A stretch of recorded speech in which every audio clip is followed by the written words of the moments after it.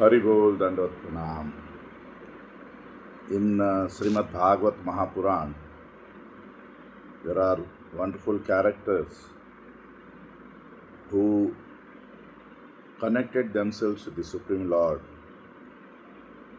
श्रीमद् भागवत महापुराण में ऐसे ऐसे पात्र है जिन्होंने भगवान के साथ सुंदर संबंध स्थापित किए. इसमें एक है वृतासुर, जो कि श्रीमद् भागवत महापुराण के 6 स्कंद में उसके बारे में आता है. ஸ்ரீமத் பாகவத மகாபுராணத்தில் ரொம்ப உயர்ந்த பக்தர் சாதுகள் எப்படி அவங்கள பகவான் கூட சம்பந்தம் பண்ணாங்க. இதில் ஒரு விசேஷமான பக்தர் விருத்தாசுரா. அசுரனாக இருந்தால் கூட ஒரு உயர்ந்த வைஷ்ணவர். அவரு பார்த்து ஸ்ரீமத் பாகவத மகாபுராணம் 6வது காண்டத்தில் இருக்குது. விசேஷமாக அவர் சாவம்பு பகவானுக்கு பிரார்த்தனை பண்ணியிருக்காரு. அதிலே கூட அவர் 4 ஸ்லோகம்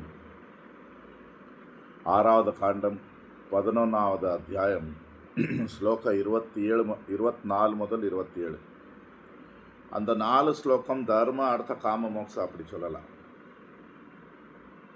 புருஷார்த்தம் சொல்லுவோம். தர்ம அர்த்த காம மோக்ஷம்.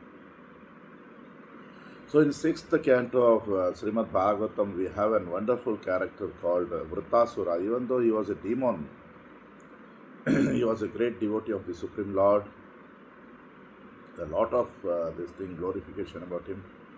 When he was dying, he did a wonderful prayer, out of which I am going to recite the 4 important verses. It is 6th canto, 11th chapter, verses 24 to 27. So,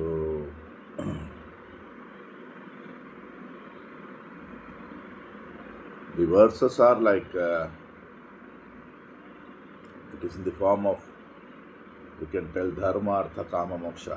It is called purushartha. So the 24th verse from the 11th chapter, 6th canto. अहम हरे तव पादैकमूल दासानुदासो भवितास्मि भूयः मनः स्मरेत्ताशु पतेर्गुणांस्ते गृणीतवा कर्म करोतु कायः. Translation: O my Lord, O Supreme Personality of Godhead, I want to be your servant. So, why? So that my mind may always think of your transcendental attributes, my words always glorify those attributes, and my body always engage in the loving service of your Lordship. तो 6ठे स्कंद के 11वें अध्याय के 24वें श्लोक में इसको धर्म की व्याख्या दी साधुओं ने, हमारे गुरु वर्ग ने, कि हमारा धर्म कैसे होना चाहिए. तो यहाँ ये वृतासुर बोल रहा है कि वो भगवान, मैं कब आपके दासों का दास बनूंगा, कि कब मेरा मन सदैव आपकी आध्यात्मिक लीलाएं का चिंतन कर पाएगा, कब मेरे शब्द आपके गुणगान करते रहेंगे सदैव, और कब मेरा शरीर सदैव आपकी प्रेम भरी सेवा करेगा. यही एक जीव का धर्म होना चाहिए. ये विचार हम सब में होने चाहिए. साधु संग करने का मतलब हम सदैव भगवान का चिंतन कर रहे हैं, हमारे शब्द, हमारी बातें भगवान के गुणगान, और हम शरीर से भगवान की प्रेम भरी सेवा. शरीर, मन, इंद्रिय. तो தர்மம் என்ன இருக்குன்னு ஒரு ஜீவன்ಗೆ இங்கே விருத்தாசுர சொல்லிட்டு இருக்காரு. ஓ பகவான், நான் எப்போ உங்கள் தாசர்க்கு தாசனாக முடியும்? நான் அப்படி ஆகும்போ என் மனசு எப்போவுமே பகவானே உன் ஆத்மீக விஷயங்களை பார்த்து, லீலைகளை பார்த்து, குணங்களை பார்த்து நினச்சிட்டு இருக்கேன். நான் பேசுறது உன் புகழ்ச்சி மட்டும்தான் இருக்கும். என் உடம்பு வச்சு உனக்கு அனுபான சேவை பண்ண முடியும்.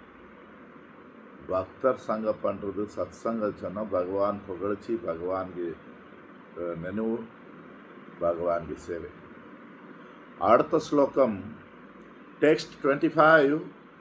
न नाकपृष्ठं न च पारमेष्ट्यं न सार्वभौमं न रसाधिपत्यं न योगसिद्धिरपुनर्भवं वा समञ्जसत्वा विरहयकाङ्क्षे. So in this next verse, artha means what wealth one person should have. Vritasura is telling, oh my Lord, source of all opportunities, I do not desire to enjoy in Dhruvaloka, nor the heavenly planets, nor the planet where Lord Brahma resides, nor do I want to be the supreme ruler of all the earthly planets or the lower planetary systems. I do not desire to be master of the powers of mystic yoga, nor do I want liberation if I have to give up your lotus feet. यहाँ अर्थ वृतासुर कहते कि अगर मुझे आपके कमल चरण छोड़ने पड़ेंगे तो मुझे ध्रुवलोक नहीं चाहिए, स्वर्गलोक नहीं चाहिए, ब्रह्मलोक नहीं चाहिए, इस सारी पृथ्वी का सार्वभौम राजा नहीं बनना है, कुछ नहीं बनना है, मुझे सिद्धियाँ नहीं चाहिए, बस आपका कमल चरण. இங்கே வந்து விருத்தாசுரா சொல்லிட்டு இருக்காரு, ஓ பகவானே, உங்கள் தாமரை பாதம் விட வேண்டி சூழ்நிலை வந்தா எனக்கு அப்படிப்பட்ட துருவலோகம் வேண்டாம், ஸ்வர்கலோகம் வேண்டாம், பிரம்மலோகம் வேண்டாம், எந்த சித்தி வேண்டாம், உங்களுக்கு தாமரை பாதம் தான் எனக்கு முக்கியம். टेक्स्ट 26. अजात पक्ष इव मातरं खगा स्तन्यं यथावत्सव्रता शुद्धार्थः प्रियं प्रियेवा विशुतं विषन्ना मनो अरविंदाक्ष दिद्रक्षते त्वां. So next, like it is Purushartha we call Dharma, Artha, Kama. What should be desires for a person, for a pure devotee of the Supreme Lord? He is telling, O lotus-eyed Lord, as baby birds that have not yet developed their wings always look for their mother to return and feed them, as small calf tied with ropes awaits anxiously the time of milking, when they will be allowed to drink the milk of their mothers, or as a morose wife whose husband is away from home always longs for him to return and satisfy her in all respects. I always desire for the opportunity to render direct service unto you. तीसरे इस प्रार्थना के अगले श्लोक में वृतासुर जी कहते हैं, ये हम कहते हैं हमारे साधु लोग की इच्छाएं ऐसी होनी चाहिए, काम कि वो कमल नयन भगवान, मेरी इच्छा क्या है, जैसे एक पंखी का बच्चा अपने, जिसको अभी उड़ने नहीं आ रहा है, वो अपनी माँ का इंतज़ार कर रहा है कि माँ आके मुझे खिलाएगी, उसमें उसको पता नहीं कब आएगी, उसका इंतज़ार कैसा होगा सोचिए. या तो जैसे गाय का बछड़ा है, उसको रस्सी बांध के रखा है, गाय आएगी तब उसको दूध पीने मिलेगा, वो भी अपनी माँ का इंतज़ार कर रहा है. या तो एक ऐसी पत्नी, पतिव्रता, जिसका पति परदेश में है, विदेश में है, वो अपने पति का आने का इंतज़ार कर रही है कि पति आएगा तो मुझे हर तरह का सुख देगा. ऐसे ही भगवान, मैं आपकी सेवा का इंतज़ार कर रहा हूँ, டைரக்ட் சேவா.